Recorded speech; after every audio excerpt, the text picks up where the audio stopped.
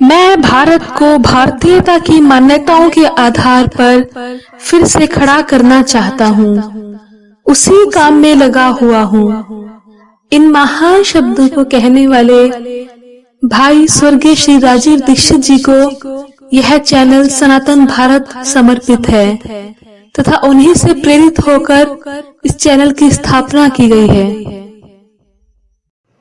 नमस्कारम, मैं प्राकृतिक चिकित्सक हिमानी वशिष्ठ आपका आपके चैनल सनातन भारत पर सनातन भारत परिवार में तहे दिल से स्वागत करती हूँ। आज मैं आपसे बात करूँगी जिस विषय पर वो है सूखी खांसी।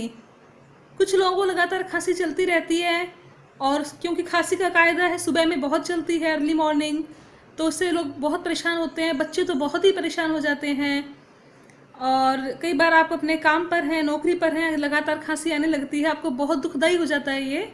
तो इसके लिए हमें क्या प्राकृतिक उपाय करना है। पर इससे पहले मैं आपसे प्रार्थना करूंगी, करबद्ध प्रार्थना है मेरी, क्या मेरे चैनल को सब्सक्राइब करना ना भूलें, बेल आइकन को दबा दीजिए, इससे मुझे प्रोत्साहन मिलेगा। मैं इसी प्रकार के जो स्वदेशी उपाय हैं आपके सामने लेकर आती रहूँगी बार बार। तो चलिए हम बात कर लेते हैं अपने विषय पर। तो जिनको सूखी खांसी चलती है, क्योंकि बहुत सारे अलग अलग उपचार होते हैं, कोई कहता है तुलसी, वाचा, बहुत तरह तरह के उपचार हैं, पर मैं आपको एक बहुत ही सबसे ज़्यादा प्रभावशाली उपचार बताने वाली हूँ। उसके लिए आपको लेना है काली मिर्च। काली मिर्च के दाने लीजिए, पाउडर नहीं, काली मिर्च के दाने लेने हैं। अगर आप वयस्क हैं, एडल्ट हैं, बड़े हैं, तो आप उसके कम से कम 8 दाने ले लीजिए, और अगर आप छोटे बच्चे हैं तो आप उसके लगभग 4 दाने ले लीजिए। बच्चों के लिए 4, बड़ों के लिए 10 दाने। और अगर बहुत ही छोटा बच्चा है तो और कम कर दीजिए। लेकिन एक दिक्कत आई है कि अगर बहुत ही छोटा बच्चा है, 5 वर्ष से भी कम है, 2-3 साल का है, तो उसको काली मिर्च देना मुश्किल है। बच्चे जल्दी से खाते नहीं है काली मिर्च, उनको जलन लगती है। तो चलिए हम बात करते हैं कैसे हम इस नुस्खे को हमें अपनाना है। इसके लिए हमको सबसे पहले काली मिर्च के दाने कूटने हैं। कूटने के लिए आप चकला बेलन का इस्तेमाल कर सकते हैं, आप उखल मूसल कर सकते हैं, छोटी वाली जो लोग चाय बनाते टाइम जो लोग अदरक कूटते हैं उसका। लेकिन आपको ग्राइंडर का इस्तेमाल बिल्कुल भी नहीं करना है, उससे कोई लाभ नहीं होगा आपको, वो सारे औषधीय तत्व को नष्ट कर देगा। आप इस्तेमाल मत कीजिएगा। और उसको मोटा मोटा कूटना है, बिल्कुल मोटा मोटा कूट कर फिर आपको तवे पर रखकर आपको उसमें कम से कम आधा चम्मच के करीब आपको घी डालना है।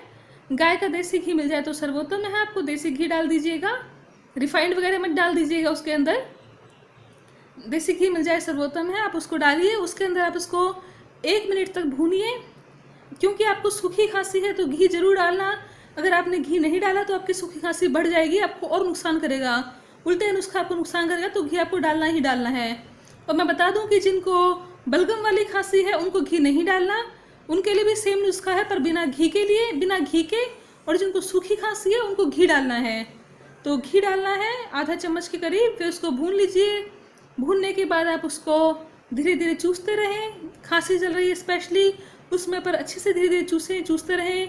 जीवा के नीचे रख लीजिए।